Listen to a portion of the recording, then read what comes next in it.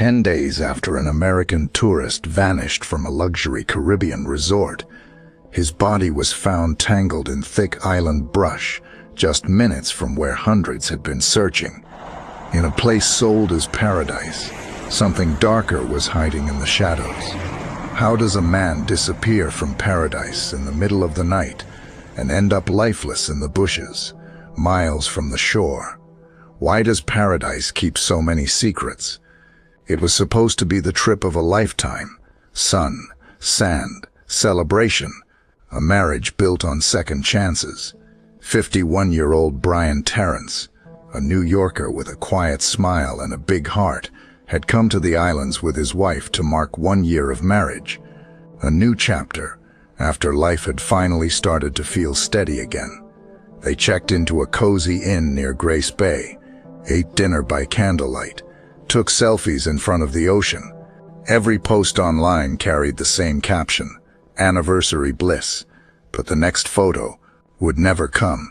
Just after 3:30 in the morning, while the island slept, Brian Tarrence walked out of his room and into the dark. He carried his wallet, his phone. He told no one where he was going, and he never came back. When his wife woke up hours later, the bed beside her was cold, his suitcase still zipped, his phone untouched on the nightstand. She thought he'd gone for a walk, maybe coffee, but as the hours passed, dread began to bloom. She searched the beach, the lobby. She asked the front desk. No one had seen him since the night before. By noon, she was dialing the local police. What could pull a man out of his room at 3:30 a.m.? A call? A voice? Or something inside himself? In the daylight, paradise looked peaceful, but by nightfall, it would become the center of a mystery that still has no answers. Every story here once had laughter in it. Birthdays, first loves, moments that felt like forever. But life changed in a heartbeat, and somewhere along the way, their voices went quiet. I'm Detective Daniel, and what we do here is listen to the echoes of those the world stopped listening to. Before we begin tonight, type your name in the comments. Tell me where you're watching from, because remembering isn't just something we do, it's something we owe them. A barefoot man steps into the frame. White t-shirt, shorts, no hat, no shoes. He pauses at the edge of the corridor, looks left, then right, and walks toward the resort gate. This is the last known sighting of 51-year-old Brian Tarrence, June 25th, 3:30 in the morning. He leaves the Paradise Inn in silence and disappears into the dark. He didn't take his luggage, didn't tell his wife where he was going, just walked out as if drawn by something. Police later confirmed he carried his wallet that night, but not his phone. No calls, no texts, no digital trace. His wallet was gone, but his phone was silent. His wife was still asleep, and by the time she woke up he was already gone. She woke to an empty pillow. No note, no message, just quiet. The kind of quiet that presses on your chest. The Paradise Inn sits along Grace Bay, one of the most beautiful stretches in the Caribbean. From there a single road, Leeward Highway, winds toward the island's interior. Sparse homes, overgrown bushland, pockets of mangrove and thick tropical scrub. Investigators later mapped his possible route. From the resort gate, down the main road, past a local cafe, then east, toward the bush. It's a 15, maybe 20-minute walk, but after that, the island goes quiet. No cameras, no witnesses, just darkness. The camera follows an empty road lit only by moonlight. The sound of waves fades, replaced by the slow hum of the jungle. What was Brian thinking in those moments? Was he lost, searching for something, or someone? Neighbors in the area would later tell police they heard nothing unusual that night. No shouting, no engines, just silence. Authorities tracked his movements as far as the main road, and then the trail ended. No footprints, no dropped items, just a void. By morning, panic had replaced peace. His wife searched the resort's beach, calling his name. She checked every restaurant, every bar. No one had seen him since the night before. Police were notified before noon. The Royal Turks and Caicos Islands police began their missing person protocol. But for the first 24 hours, there were no leads.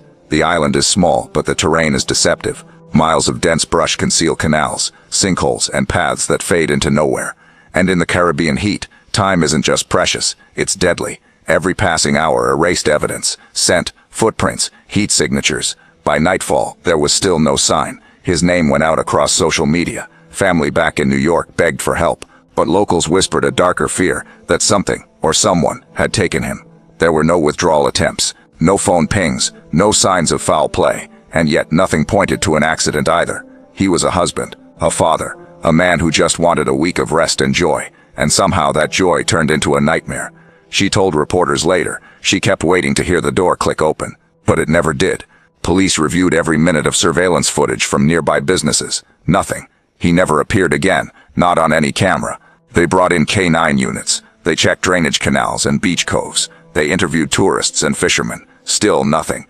The more they searched, the deeper the mystery became. 10 days passed, 10 sleepless nights, and then the silence finally broke. By sunrise, searchers began looking again, this time deeper inland, beyond the tourist paths. What they would find that morning was something no one was prepared for. Morning came, but peace did not. The sun rose over paradise, and found panic waiting for it. In the first few hours she searched the beach alone. She called his name, checked every cafe, every towel line, every stretch of sand. Nothing. She went to the front desk, then the police, then anyone who would listen. He left his shoes. He never goes far without telling me, "Please, you have to help." At first, officers believed it was a misunderstanding. Tourists sometimes wander. Long walks, early swims, drinks gone late. But hours turned to a full day, and Brian Tarrence was still gone. By noon, the Royal Turks and Caicos Islands police declared him a missing person. Teams were formed. Maps spread across tables. The island's paradise postcard became a search grid. They started at the beach, sweeping the coastline in lines of 10. Officers waded through mangroves, drainage canals, and thick tropical brush, every corner combed. "We just want to bring him home. Everyone's out here." Even strangers searched for him. Taxi drivers, fishermen, hotel workers, people who had never met Brian spent their day in the burning heat, hoping for a miracle. Each day the sun rose hotter. Each night, hope grew thinner. Detectives reviewed surveillance from nearby resorts, gas stations, and grocery stores, frame by frame. No sign of him. It was as if the island had swallowed him whole. "We've got nothing. He just vanished." Search dogs followed faint scents that stopped cold near a narrow service road, the path toward Leeward Highway. Beyond that road lay miles of uncharted bushland. The terrain was thick, hot, silent, a maze of palm thorn and coral rock where even sound disappeared. In the Caribbean heat, hours matter. Each one erases clues, scent, footprints, traces of life. By the third day, investigators were no longer searching for a missing tourist. They were searching for answers. "When was the last time you saw him?" "Just before bed. He kissed me goodnight. He said he was tired." She replayed that night over and over, every word, every glance. Why did he leave? Was he restless? Was he called away by someone? Or was something already wrong?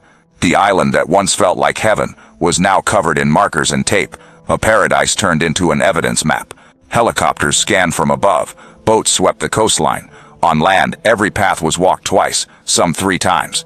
Feels like we're chasing a ghost. And that's exactly what it looked like. By the third night, exhaustion set in. Volunteers began to drop from heat and dehydration. Still, no trace. Some prayed, some cried, and some refused to give up. She wasn't alone anymore. An island community had taken her grief as their own. But the deeper they searched, the fewer answers they found. The Royal Turks and Caicos police expanded their search radius, from Grace Bay to inland neighborhoods near Leeward Highway. Every abandoned building, every drainage path, every thicket inspected. The U.S. Embassy was notified. Local media carried the story. And still, silence. Days turned into a pattern. Sunrise, search, sunset, disbelief. But something about the search bothered investigators. The area where Brian vanished was small, too small for someone to simply disappear. It was like he'd walked into the shadows and never stepped out. They brought in new dogs. They retraced every step. They followed leads, all dead ends. Her hope became ritual. Every morning she'd whisper his name into the wind. Every night she'd check her phone, just in case he called. She said the hardest part wasn't the fear, it was the silence. Each day the sun rose hotter. Each night, hope grew thinner. Then on the 10th morning the search shifted again, inland, deeper into the green where few tourists ever go. By sunrise, searchers began looking beyond the resort zone, into the wild heart of the island. And that's where they saw it. Something pale, tangled in vines, a discovery no one was prepared to make. The search was over, but the mystery had only just begun. The body was found just 1 mile from where Brian Tarrence was last seen, hidden under thick vegetation, decomposed, but intact. The heat had done its damage. 10 days in tropical air can erase almost everything: fingerprints, scent, even bruising. Still, investigators hoped the evidence would speak. Identification came through dental records, confirmed within hours. It was Brian, but his wedding ring, still on his finger. The autopsy told a story, but not the one anyone expected. No external trauma, no broken bones, no signs of struggle, no weapon, no wounds, no clear cause. It wasn't murder, but it wasn't natural either. It was nothing. At this time we have no evidence of foul play. The investigation remains ongoing, but current findings suggest no criminal activity. But to Brian's family, that statement was impossible to accept. He would never wander off. He was careful. He was happy. Someone knows what happened. To her, the words "no foul play" felt like a door closing too soon. The media called it tragic. The locals called it strange. And investigators, they called it confusing. The timeline was clear. He left at 3:30 a.m., was spotted on one camera near the main road, and then nothing. 10 days later, he was found less than a mile away, a walk that should have taken 15 minutes. So why did it take 10 days to find him? The vegetation's thick. You could stand 5 feet away and not see a body. Still, it's odd. No signs of disturbance, no drag marks, no footprints. Odd was an understatement. His clothes were mostly intact. No valuables taken. No evidence of robbery, assault, or struggle. The scene suggested he'd simply stopped, as if his body gave out mid-step. Authorities confirmed the body of missing New Yorker Brian Tarrence was found Tuesday. Officials say no signs of foul play were discovered, but the cause of death remains undetermined. To those who knew him, that phrase, "no foul play," didn't sound like closure. It sounded like something was being left unsaid. How does a healthy man, celebrating his anniversary, walk out of a resort and end up lifeless in the bushes? Investigators scoured his phone records, bank accounts, and passport activity. No withdrawals, no calls, no messages, nothing to indicate he'd planned to leave. It wasn't a runaway, it wasn't a robbery, and it wasn't a fight. Each theory was tested, and each one fell apart. Heart attack, possible. Heat stroke, maybe. Poison, unlikely. But decomposition made certainty impossible. In that kind of heat, even truth decays. We do not believe this is a criminal case at this time. Those words echoed through the island, through the family's grief, through every unanswered question. To some it was an accident, to others a cover-up. But one fact remained. Brian didn't just vanish, he ended somewhere. The investigation split into two worlds. The official report said, "no foul play." The family said, "impossible." He was strong. He was healthy. He would have fought. He would have called me. Between paradise and death grew wider each day. If it wasn't murder, then what was it? By the third week, official reports had stalled. No new leads, no suspects. But Brian's family wasn't ready to accept no foul play as an ending. They hired a private investigator, a former NYPD detective named Michael Hayes, to retrace the island's every shadow. Something wasn't right. Too many blind spots in the footage. Too many hours missing. The last sighting wasn't where everyone thought. On one resort camera, he appears near the gate. On the next, nothing. Just darkness. Either that camera glitched, or someone deleted footage. Hayes found another issue. A timestamp discrepancy. One camera's clock was off by 12 minutes. Another, out of sync entirely. A digital mess that blurred the most critical window of the night. The official report called it coincidence. Hayes called it cover-up. Still, evidence needed science, not suspicion. So Hayes turned back to the autopsy. There, buried deep in the report, was a single sentence. Marked deterioration of internal organs. Uncertain whether natural or induced. Something didn't add up. A healthy man doesn't just vanish and die in the bushes. He had no history of heart problems. No medication. No warning signs. They said heat, maybe dehydration. But that doesn't explain the internal breakdown. That's chemical, or shock. Chemical or shock. Two words that changed the tone of the case. He was supposed to come back to bed. I still hear the door sometimes, like he's walking in. But it's just the wind. Her grief became the heartbeat of the story. She'd moved from hope to anger. They can say accident all they want, but someone knows what happened that night. Someone does. Every discovery led to more contradiction. Look there.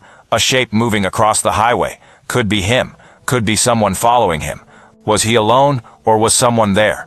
Locals whispered about robberies, about gangs that target tourists after dark. But no stolen cards, no forced entry, Nothing fit the pattern. If it wasn't crime, what was it? Hayes began to suspect something few dared to say out loud, that Brian may have been drugged, accidentally or intentionally. By the time toxicology came back, the truth was gone. The heat had erased it. Days passed, weeks. Each answer opened a darker question. She couldn't bear to leave without him, so she left his shoes behind, for when he came back, there was something haunting about that empty room, as if time itself refused to move forward. The case faded from headlines, but the question stayed. He didn't go far. That means whatever happened, happened fast. A sudden attack. Or did someone meet him there, under the cover of darkness? No trauma, no struggle, no answers. Just a man who walked into darkness and never walked back out. If I close my eyes, I still see him walking toward me. She lives with the image, replaying it every night like a loop. The door opening, the bed empty, the sound of the wind outside, and the question that never fades. Was Brian running from something or someone? When facts fade, theories rush in, and in the case of Brian Tarrence, every explanation comes with its own set of contradictions. 4 possibilities, 4 stories of how a vacation in paradise became a nightmare. The first theory, a sudden medical event, a heart attack, a stroke, no struggle, no violence, just nature taking over.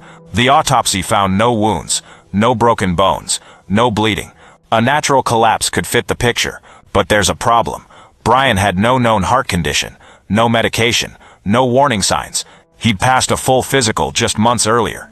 If this was nature's doing, why did it strike a healthy man, in the prime of life at 3:30 a.m. miles from his bed? The second theory, a tragic misadventure. He wandered into the night, got lost, collapsed from heat, exhaustion, or disorientation. Temperatures that night hovered near 85 degrees, humidity thick as fog. If he'd been dehydrated or confused, the island could have become a trap. But then, the contradiction. The body was found only a mile away, not in deep wilderness, not off a cliff, just yards from a major road. If he had simply collapsed, why didn't anyone hear him? Why didn't the dogs find him sooner? And how did he end up in vegetation so dense it took 10 days to spot him? Every answer opens 2 new questions. The third theory is darker, poisoning. Intentional or accidental. Maybe something he ate, something he drank, a chemical reaction that turned fatal. Toxicology couldn't confirm it. Too much time had passed. The island heat erased what science could prove. That one sentence, organ deterioration, became the spark for every theory that followed. Was it heat or something he consumed? If it was poison, where did it come from? And if it wasn't, what else could break a body from the inside out? No witnesses, no receipts, no proof. The final theory, the one the family still believes, foul play. Was he attacked, robbed, or silenced after witnessing something he shouldn't? The problem? No wounds, no defensive marks, no DNA, no weapon. And yet the evidence of absence was too perfect. Sometimes, when you don't see violence, that's the biggest red flag of all. Locals whispered about island robberies, corruption, silence.